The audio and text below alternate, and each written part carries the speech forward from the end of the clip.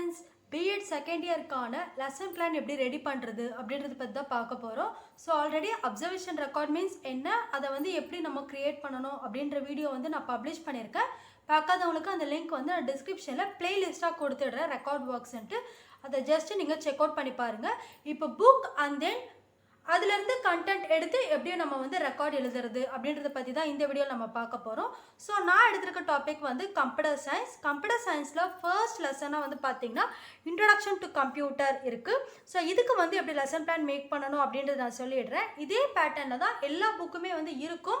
So நீங்கள் வந்து புக்கை பார்த்து நீங்கள் லெசன் பிளான் எப்படி எழுதுறது அப்படின்றது தெரிஞ்சிட்டாலே எல்லா லெசன் பிளானுமே வந்து நீங்களே ஓனாக ரெடி பண்ணிடலாம். ஸோ எப்படி ரெடி பண்ணுறது அப்படின்றது இப்போ நம்ம பார்த்துடலாம். ஃபர்ஸ்ட் உங்களுக்கு வந்து இந்த மாதிரி ஃப்ரெண்ட் ஷீட் கொடுத்துருவாங்க. ஃப்ரெண்ட் ஷீட் பொறுத்த வரைக்கும் பார்த்தீங்கன்னா உங்களோட பயோடேட்டா எல்லாமே வந்து இருக்கும். லைக் வந்து name of the student, teacher, அதாவது உங்கள் நேம்னு எழுதிடணும். And then name of the school, நீங்கள் எங்கே ப்ராக்டிஸ் போகிறீங்களோ அந்த ஸ்கூல் நேம். அண்ட் தென் உங்களுக்கு அப்பாயிண்ட் பண்ண கைட் டீச்சர், எந்த ஸ்டாண்டர்டுக்கு ஆக்சுவலாக இந்த லெசன் பிளான் எழுதுறீங்க, எந்த செஷனுக்கு எழுதுறீங்க, எந்த பீரியடில் இந்த கம்ப்யூட்டர் சயின்ஸ் நடக்க போகுது அதை எழுதிருவீங்க, என்ன சப்ஜெக்ட், அண்ட் தென் என்ன யூனிட், அந்த யூனிட்குள்ளேருந்து எந்த டாபிக் நீங்கள் எடுக்க போகிறீங்க, ஃபைனலாக வந்து எந்த டேட்டில் நீங்கள் கிளாஸ் எடுத்தீங்க, டியூரேஷன் என்ன. டியூரேஷன் பொறுத்த வரைக்கும் வந்து 45 மினிட்ஸ்ன்றது டிஃபால்ட்டு தான். பிகாஸ் வந்து கவர்மெண்ட் ஸ்கூல் பொறுத்த வரைக்கும் 45 மினிட்ஸ் அப்படின்ற மாதிரி தான் அலாட் பண்ணியிருக்காங்க. மேபி வந்து இப்போ வந்து சேஞ்ச் பண்ணியிருக்கலாம் பிகாஸ் ஆஃப் கொரோனா. பட் எப்படி இருந்தாலுமே வந்து டியூரேஷன் உங்களுக்கு வந்து டிஃபால்ட்டாக தான் கொடுத்துருவாங்க. ஸோ ஃப்ரெண்ட் ஷீட்டில் இப்படி தான் நீங்கள் எழுதணும். நெக்ஸ்ட் என்னன்றது பார்த்தீங்கன்னா, நீங்கள் உங்களோட டீட்டெயில் எழுதுறதுக்கு பேக் சைடே வந்து instructional objectives, instructional resources required, previous knowledge of learners பற்றி எழுதணும். ஸோ இன்ஸ்ட்ரக்ஷன் ஆப்ஜெக்டிவ்ஸ் பொறுத்த வரைக்கும் உங்களோட புக்கில் நீங்கள் பார்த்தீங்கன்னா தெரியும், நீங்கள் வந்து எந்த லெசன் ஆக்சுவலாக வந்து எழுதுறீங்களோ அதுக்கு ஃபர்ஸ்ட் வந்து லேர்னிங் ஆப்ஜெக்டிவ்ஸ் அப்படின்னு இருக்கும். அதில் இருந்து சில பாயிண்ட்ஸை கலெக்ட் பண்ணி நீங்கள் வந்து ரெஃபர் பண்ணி எழுதுகிற மாதிரி இருக்கும். Like to know about computers. அதெல்லாம் இது என்ன மீன் பண்ணுறாங்கன்னா, ஸ்டூடெண்ட்ஸ்க்கு வந்து இந்த லெசன் சொல்லிக் கொடுக்கறது மூலியமாக இந்த விஷயம்லாம் நான் கற்றுக் கொடுக்க போகிறேன் அப்படின்றதுக்கான ஒரு ஆப்ஜெக்டிவ்ஸ் தான் வந்து நீங்கள் எழுதுறீங்க. அதுதான் வந்து instructional objectives. And then instructional resources required பொறுத்த வரைக்கும் டிஎல்எம், நீங்கள் யூஸ் பண்ணுற டிஎல்எம் எல்லாமே வந்து எழுதுவீங்க. நான் ஆல்ரெடி சொன்ன மாதிரி பிளாக் போர்டு அப்படின்றது நீங்கள் வந்து எழுதவே கூடாது. Charts and then model chart, PPT, இது எல்லாமே வந்து நீங்களாக க்ரியேட் பண்ணுறதுனால இது எல்லாமே நீங்கள் டிஎல்எம்மாக எழுதலாம். Except black board, chalk piece இதெல்லாம் எழுதக்கூடாது. தேர்ட் என்னன்றது பார்த்தீங்கன்னா ப்ரீவியஸ் நாலேஜ் ஆஃப் லேர்னர்ஸ். அதாவது இந்த லெசன் எடுக்கிறதுக்கு முன்னாடி கம்ப்யூட்டர்னா என்னன்னு தெரியுமா, பார்ட்ஸ் ஆஃப் கம்ப்யூட்டர்னா என்ன, ஃபாதர் ஆஃப் கம்ப்யூட்டர்னா என்ன அப்படின்றது ப்ரீவியஸ் நாலேஜ் வந்து நம்ம ஸ்டூடெண்ட்ஸ் கிட்ட கேட்குறோம். பிகாஸ் இது எல்லாமே வந்து அவங்க ஆல்ரெடி படிச்சிருப்பாங்க, பார்த்த விஷயங்கள். ஸோ அதை பார்த்து அவங்க புரிஞ்சுக்கிட்டதுனால அதை ஃபஸ்ட்டு கேட்டுட்டு அதிலிருந்து ஒரு ப்ளஸ் அதில் இருக்கிற விஷயங்களில் இருந்து ஒரு இம்பார்ட்டன்ட் டாபிக் எல்லாமே தான் இந்த கிளாஸில் நம்ம பார்க்க போகிறோம். அப்படின்றதுனால தான் ப்ரீவியஸ் நாலேஜ் ஆஃப் லேர்னர்ஸ் எழுதணும். இன்ஸ்ட்ரக்ஷனல் ஆப்ஜெக்டிவ்ஸ் பொறுத்த வரைக்கும் ஓவரால் 5 to 10 பாயிண்ட்ஸ் நீங்கள் எழுதியிருக்கணும். இன்ஸ்ட்ரக்ஷனல் ரிசோர்ஸஸ் ரெக்வயர்ட் பொறுத்த வரைக்கும் அட்லீஸ்ட் 3 டிஎல்எம் நீங்கள் வந்து பர் கிளாஸ் யூஸ் பண்ணியிருக்கணும். ப்ரீவியஸ் நாலேஜ் ஆஃப் லேர்னர்ஸ் நீங்கள் கொஸ்டின்ஸ் கேட்குறப்போ அட்லீஸ்ட் 2 to 3 கொஸ்டின்ஸாவது நீங்கள் வந்து கேட்டிருக்கணும். கேட்டதுக்கப்புறம் தான் நீங்கள் கிளாஸ்க்குள்ளே, அதாவது அந்த டாப்பிக்குள்ளே நீங்கள் வந்து என்ட்ரு ஆவீங்க. இதுதான் வந்து செகண்ட் ஸ்டெப்பு. ஸோ இன்ஸ்ட்ரக்ஷனல் ஆப்ஜெக்டிவ்ஸ்னால் நீங்கள் வந்து தனியாலாம் எழுத வேண்டாம். நீங்கள் உங்களோட புக்கை பார்த்தாலே, கம்ப்யூட்டர்னு கிடையாது, எந்த புக் நீங்கள் பார்த்தாலுமே வந்து லேர்னிங் ஆப்ஜெக்டிவ்ஸ் அப்படின்னு இருக்கும். அதுலேருந்து நீங்கள் கலெக்ட் பண்ணி எழுதிருங்க. நெக்ஸ்ட்டு வந்து இன்ஸ்ட்ரக்ஷனல் ரிசோர்ஸஸ் ரெக்வயர்ட் எடுத்துக்கிட்டோன்னா உங்களோட டிஎல்எம், நீங்கள் யூஸ் பண்ணுற டிஎல்எம் எல்லாமே எழுதுவீங்க. அண்ட் தென் வந்து கிளாஸுக்கு போகிறதுக்கு முன்னாடி ஸ்டூடெண்ட்ஸ்க்கு வந்து கம்ப்யூட்டர்னா என்ன, இல்லைனா மேத்தமெட்டிக்ஸ்னா, அல்ஜிப்ரானா அதுக்கு முன்னாடி வந்து சம்ஸ்னா என்ன அப்படின்ற மாதிரிலாம் நம்ம கேட்போம். ஸோ ப்ரீவியஸ் நாலேஜ் கேட்டுட்டு அதுக்கப்புறம் தான் நம்ம வந்து நம்ம அந்த கிளாஸில் எடுக்க போகிற டாப்பிக்குள்ளே என்ட்ரு ஆகணும். இதுதான் வந்து செகண்ட் ஸ்டெப். ஸ்டெப் 3 என்னன்றது பார்த்தீங்கன்னா, நீங்கள் வந்து ஒரு 2 pages எடுத்துக்கோங்க. அதாவது 4 sides நீங்கள் எழுதணும். இந்த 4 sides என்ன ரெப்ரசன்ட் பண்ணணும்னா, அந்த 45 மினிட்ஸ் கிளாஸில் நீங்கள் வந்து என்னென்ன ஆக்டிவிட்டீஸ் பண்ண போகிறீங்க, என்னென்ன கண்டென்ட்லாம் நீங்கள் டெலிவர் பண்ண போகிறீங்க, என்ன கிளாஸ் ஆக்சுவலாக எடுக்க போகிறீங்க, எந்த டாப்பிக்லேருந்து எந்த டாபிக் வரைக்கும் நீங்கள் வந்து அந்த கிளாஸ் ரூமில் சொல்லிக் கொடுக்க போகிறீங்க அப்படின்ற விஷயம் எல்லாமே வந்து இந்த 4 சைட்ஸில் தான் நீங்கள் எழுதியிருக்கணும். அதாவது 2 pagesல. இதுதான் வந்து லெசன் பிளான் ப்ரொசீஜர். இந்த 2 pages உங்களுக்கு தாண்டிச்சுன்னா அது வந்து 1 hour கிளாஸ் ஆகிடும். ஸோ வந்து நீங்கள் 2 pagesல தான் நீங்கள் எழுதியிருக்கணும். ஸோ இந்த 2 pages எப்படி ஃபில் பண்ணலாம் அப்படின்றது பார்த்துடலாம். ஃபர்ஸ்ட் திங் வந்து content, specification of behavioural objectives, learning experience and then evaluation இப்படின்னு சொல்லிட்டு 4 sides வந்து நீங்கள் ஸ்ப்ளிட் பண்ணிடுங்க. இப்போ வந்து கண்டென்ட் பொறுத்த வரைக்கும் சின்ன ஸ்பேஸ் விட்டால் போதும். அதே மாதிரி தான் ஸ்பெசிஃபிகேஷனுக்கும் எவால்வேஷனுக்கும். லேர்னிங் எக்ஸ்பீரியன்ஸில் கொஞ்சம் வந்து தாராளமாகவே வந்து நீங்கள் ஸ்பேஸ் விட்டு லைன் போட்டு வச்சுக்கோங்க. இப்போவே நீங்கள் லைன் போட்டு வச்சுக்கோங்க. அப்போ தான் நீங்கள் வந்து எழுதுகிறப்ப ரொம்ப ஈஸியாக இருக்கும். ஸோ இப்போ வந்து என்ன பண்ணணும் பார்த்தீங்கன்னா, லேர்னிங் எக்ஸ்பீரியன்ஸ் பொறுத்த வரைக்கும் நீங்கள் வந்து என்ன எடுக்க போகிறீங்க, ஆக்டிவிட்டீஸ்னால் ஆக்டிவிட்டீஸ், கண்டென்ட் டெலிவர் பண்ணுறீங்கன்னா கண்டென்ட், எக்ஸாம்பிள் ஏதாவது சொல்கிறீங்கன்னா எக்ஸாம்பிள், எல்லாமே வந்து இதுக்குள்ளே தான் நீங்கள் எழுதுவீங்க. ஸோ இதில் நீங்கள் டிஸ்கிரைப் பண்ணி டீட்டெயிலாக எழுதுறதுனால இதுக்கு வந்து நீங்கள் தாராளமாகவே வந்து ஸ்பேஸ் விட்டுக்கோங்க.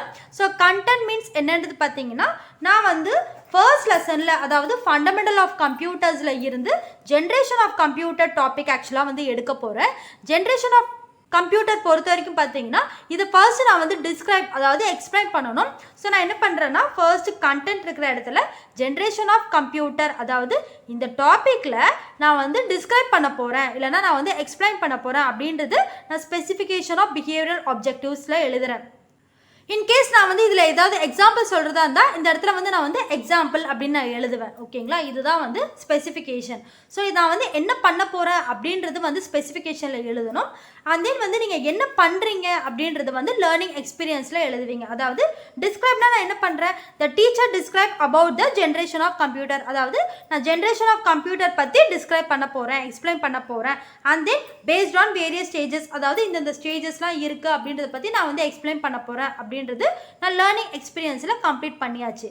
அண்ட் தென் வந்து எவால்வேஷன்றது என்ன மீன் பண்ணுறோன்னா, நம்ம ஒவ்வொரு டாபிக் வந்து சொல்லிக் கொடுக்க ஸ்டூடெண்ட்ஸ் வந்து அட்டென்ஷனில் தான் கிளாஸில் இருக்காங்களா அப்படின்றத இன்ட்ராக்ட் பண்ணுறதுக்காக நம்ம வந்து சின்ன சின்ன கொஷின்ஸ் கேட்கணும். எக்ஸ்பிளைன் பண்ணதுக்கப்புறம் அகைன் அதை ரிப்பீட் பண்ணுற மாதிரி ஒரு சின்ன கொஷின், அதுதான் வந்து எவால்வேஷன் பார்ட்டில் எழுதணும். ஸோ நீங்கள் வந்து என்ன கண்டென்ட் எழுதுறீங்களோ அதுக்கேற்ற மாதிரியான டிஸ்கிரைப், இல்லைனா வந்து எக்ஸ்பிளைன், எக்ஸாம்பிள், லிஸ்ட் ஏதாவது வந்து நீங்கள் இங்கே பண்ணிவிட்டு இதிலேருந்து நீங்கள் வந்து என்ன ஆக்சுவலாக வந்து எக்ஸ்பிளைன் பண்ண போகிறீங்க அப்படின்றது டீட்டெயிலாக இங்கே கம்ப்ளீட் பண்ணதுக்கப்புறம் இதிலேருந்து ஒரு சின்ன கொஸ்டின் கேட்கணும். இதுதான் வந்து lesson plan format. So first முடிச்சாச்சு. அண்ட் தென் அகெயின் நான் ஜென்ரேஷன் ஆஃப் கம்ப்யூட்டர்னா அகெயின் நான் ஜென்ரேஷன் ஆஃப் கம்ப்யூட்டர் தான் எழுதணும். இது வந்து அகெயின் நம்ம ரிப்பீட் பண்ணணுமா அப்படின்றதுலாம் இல்லை. நீங்கள் எத்தனை வாட்டி வந்து நீங்கள் அந்த டாபிக் எடுக்கிறீங்களோ அத்தனை வாட்டி இதை வந்து நீங்கள் எழுதிட்டே தான் இருக்கணும். டிஸ்கிரைப் பண்ணதுக்கப்புறம் அதை நான் வந்து லிஸ்ட் பண்ணுறேன். இவ்வளோ லிஸ்ட் இருக்குது ஜென்ரேஷன் ஆஃப் கம்ப்யூட்டரில், ஓவரால் வந்து 6 ஜென்ரேஷன் இருக்குது அப்படின்ற மாதிரி நான் லிஸ்ட் அவுட் பண்ணி காட்டுறேன். லிஸ்ட் அவுட் பண்ணி காட்டுறதுக்கு அப்புறம் நான் அகைன் வந்து ஒரு கொஸ்டின் நிச்சயமாக நான் கேட்கணும். ஸோ நான் கேட்குறேன், how many generation are there, இல்லைனா how many types are there அப்படின்ற மாதிரி நான் வந்து கொஸ்டின்ஸ் கேட்குறேன். ஸோ நான் லிஸ்ட் பண்ணதுக்கப்புறம் கொஸ்டின் கேட்டாச்சு. நெக்ஸ்ட் அகைன் வந்து ஃபர்ஸ்ட் ஜென்ரேஷன்னா என்ன அப்படின்றத நான் எக்ஸ்பிளைன் பண்ணுறேன். எக்ஸ்பிளைன் பண்ணிவிட்டு அகைன் அதுலேருந்து ஒரு கொஸ்டின் கேட்குறேன். அண்ட் தென் அதே ஃபர்ஸ்ட் ஜென்ரேஷனில் இதில் வந்து பார்த்தீங்கன்னா நான் வந்து எழுதலை, அது வந்து ரொம்ப தப்பு. இங்கே வந்து என்ன பண்ணணும்னு பார்த்தீங்கன்னா, ஃபர்ஸ்ட் ஜென்ரேஷன் அப்படின்றது அகைன் வந்து நான் இங்கே எழுதியிருக்கணும். எழுதிட்டு list of merits and demerits அப்படின்ற மாதிரி எழுதணும். அண்ட் தென் நெக்ஸ்ட் என்னன்றது பார்த்தீங்கன்னா நம்ம வந்து அந்த லிஸ்ட் பண்ணது விஷயங்கள் எழுதிடுறோம். நெக்ஸ்ட் என்னன்றது பார்த்தீங்கன்னா இதுலேருந்து ஒரு கொஸ்டின் வந்து நான் கேட்டிருக்கணும், அதையுமே வந்து நான் கேட்கல. ஸோ வந்து என்ன கேட்கலான்னு பார்த்தீங்கன்னா, here which language are use அப்படின்ற மாதிரி வந்து கொஸ்டின்ஸ் கேட்கலாம். நம்ம வந்து அப்படி கேட்டோன்னா கொஸ்டின் எங்கே இருந்து நம்ம கேதர் பண்ணியிருக்கோன்னா, இந்த பாயிண்ட் நம்ம எக்ஸ்பிளைன் பண்ணியிருக்கோம் இல்லைங்களா, இதுலேருந்தே நான் கேதர் பண்ணியிருக்கேன். So machine language was used அப்படின்ற மாதிரி ஸ்டூடெண்ட்ஸ் ஆன்சர் பண்ணுவாங்க. ஸோ நான் வந்து என்ன டாபிக் எடுக்கிறேனோ அதுலேருந்து நிச்சயமாக வந்து நான் கொஸ்டின் கேட்டுகிட்டே தான் இருக்கணும். இந்த ஸ்பேஸ் மட்டும் இந்த மாதிரி ஃப்ரீயாக விட்டுறாதீங்க, இது ரொம்ப ரொம்ப தப்பு. நானுமே வந்து லெசன் பிளான் ஃபர்ஸ்ட் டைம் ஆக்சுவலாக அப்போ எழுதுனதுனால எனக்குமே வந்து அந்த ப்ரொசீஜர்லாம் தெரியல. லெசன் பிளான் எழுதலாம் வந்து எங்களுக்கு தெரிய ஆரம்பிச்சுது. அதை தான் வந்து நான் உங்ககிட்ட இப்போ நான் ஷேர் பண்ணுறேன். ஸோ வந்து பார்த்தீங்கன்னா இங்கே நான் கொஸ்டின் கேட்டு முடிச்சிருக்கணும். நெக்ஸ்ட்டு வந்து செகண்ட் ஜென்ரேஷன்லேருந்து நான் வந்து ஃபஸ்ட்டு எக்ஸ்பிளைன் பண்ணுறேன். எக்ஸ்பிளைன் பண்ணதுக்கப்புறம் அதுலேருந்து ஒரு கொஸ்டின் கேட்குறேன். அகைன் வந்து நான் அந்த செகண்ட் ஜென்ரேஷனில் என்ன பண்ணுறேன்னு பார்த்தீங்கன்னா லிஸ்ட் பண்ணுறேன். லிஸ்ட் பண்ணதுக்கப்புறமா அதுலேருந்தே நான் வந்து ஒரு கொஸ்டின் கேட்கணும் நிச்சயமாக. ஸோ என்னால் 45 மினிட்ஸ் கிளாஸில் 2 ஜென்ரேஷன்ஸ் பற்றி அண்ட் தென் ஜென்ரேஷன் ஆஃப் கம்ப்யூட்டர்னா என்ன அப்படின்றத எக்ஸ்பிளைன் பண்ண மட்டும் தான் என்னால் முடிஞ்சது. ஃபைனலாக வந்து நீங்கள் ஒவ்வொரு கிளாஸ் கம்ப்ளீட் பண்ண ரீகேப் நிச்சயமாக பண்ணணும். இது ரொம்ப ரொம்ப இம்பார்ட்டன்ட். எக்ஸ்டர்னலால் பார்க்கக்கூடிய ஒரு விஷயம். அவங்க வந்து கேட்டக்கூடாது, நீங்கள் ஏன் வந்து கிளாஸ் கம்ப்ளீட் பண்ண உடனே ரீகேப் பண்ணலை, அந்த கிளாஸை ஏன் வந்து நீங்கள் ப்ரிவ்யூ பண்ணலை அப்படின்ற மாதிரி கொஸ்டின் அந்த இடத்துல வந்துடவே கூடாது. நம்ம வந்து எப்போவுமே வந்து லெசன் பிளான் எழுதுகிறப்போ ரீகேப்சுலேஷன் அப்படின்ற ஒரு விஷயம் வந்து நம்ம ஃபைனலைஸ் பண்ணியிருக்கணும். அதுதான் வந்து நான் ஃபைனலாக கொடுத்துருக்கேன். ஸோ 4 ஷீட்ஸ் கம்ப்ளீட் பண்ணிட்டோம். 45 மினிட்ஸில் 40 minutes class over.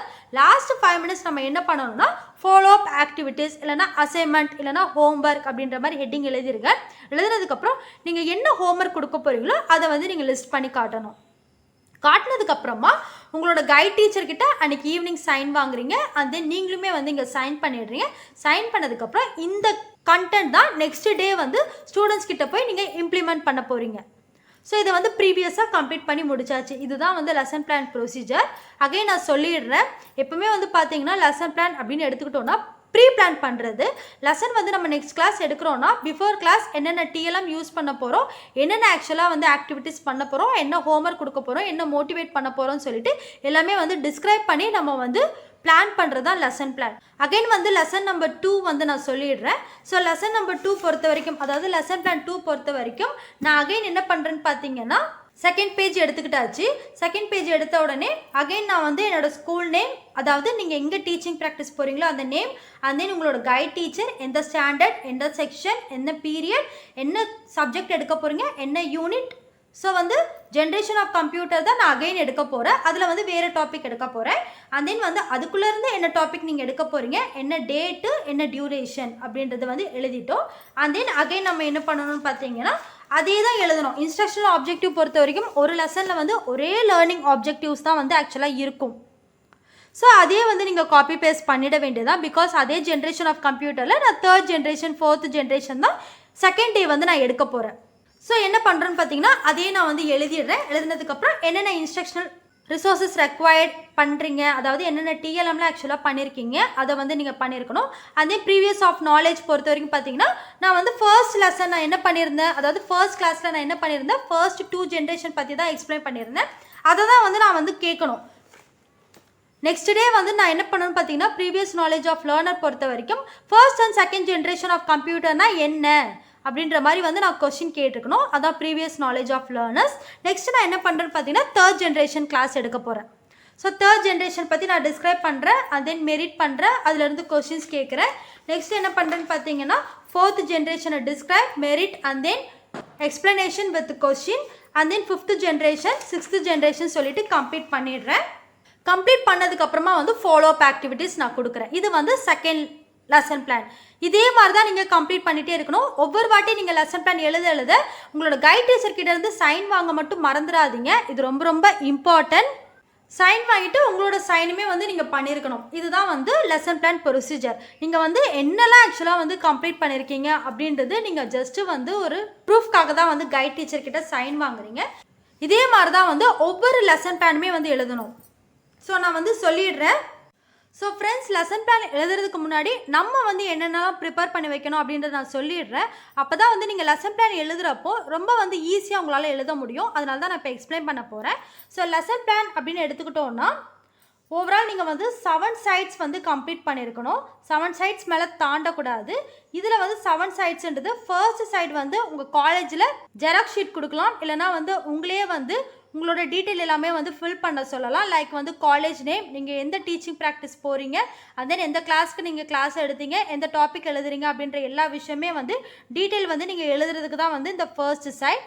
Second side பொறுத்த வரைக்கும் பார்த்தீங்கன்னா நீங்கள் என்னென்ன டிஎல்எம்லாம் யூஸ் பண்ணுறீங்க, என்னென்ன இன்ஸ்ட்ரக்ஷனல் ஆப்ஜெக்டிவ்ஸ் அந்த கிளாஸில் இம்ப்ளிமெண்ட் பண்ண போகிறீங்க, அண்ட் தென் என்னென்ன ப்ரீவியஸ் நாலேஜ்லாம் வந்து ஸ்டூடெண்ட்ஸ் முன்னாடி வந்து நீங்கள் கேட்க போகிறீங்க அப்படின்ற விஷயம் எல்லாமே வந்து பிளான் பண்ணி எழுதுறது. ஸோ இந்த 2 சைட்ஸுக்கு வந்து 1 பேஜ் தான் தேவை. நெக்ஸ்ட்டு வந்து 3rd, 4th, 5th and then 6th இந்த 6 சைட்ஸில் என்ன பண்ணணும்னு பார்த்தீங்கன்னா நீங்கள் அந்த 45 மினிட்ஸ் கிளாஸில் என்னெல்லாம் பண்ண போகிறீங்க அப்படின்ற எல்லா விஷயமே வந்து ஆக்சுவலாக வந்து அந்த இடத்துல எழுதியிருக்கணும். அதுதான் வந்து இந்த 4 சைட்ஸில் நம்ம பண்ண வேண்டிய விஷயங்கள். ஸோ 4 சைட்ஸுன்றது நம்ம வந்து 2 பேஜஸ் தான் ஆக்சுவலாக வந்து தேவை. நெக்ஸ்ட்டு வந்து லாஸ்ட் இருக்கிற 7th சைடில் வந்து நீங்கள் என்ன ஹோம்ஒர்க் கொடுக்க போகிறீங்க அப்படின்றது, அண்ட் தென் உங்களோட சைன், அண்ட் தென் வந்து உங்களோட கைட் டீச்சரோட சைன் பண்ணிவிட்டு கம்ப்ளீட் பண்ணிட வேண்டியதான். ஸோ இதுக்கு வந்து ஆஃப் பேஜ் தேவை. ஸோ ஓவரால் வந்து பார்த்தீங்கன்னா 7 சைட்ஸுன்றது நீங்கள் எத்தனை பேஜ் எடுத்துருக்கணும் ஒரு லெசனுக்குன்னா 1, 2 + 3 அண்ட் தென் 4. ஸோ வந்து 4 பேஜஸ் எடுத்துக்கோங்க. 4 பேஜஸில் 7 சைட்ஸ் நீங்கள் எழுதியிருக்கணும். அதுக்கு மேல் தாண்டிச்சுன்னா அது வந்து 1 hour கிளாஸ் ஆகிடும். ஸோ 45 minutes கிளாஸுக்கு இதுதான் ப்ரொசீஜர்.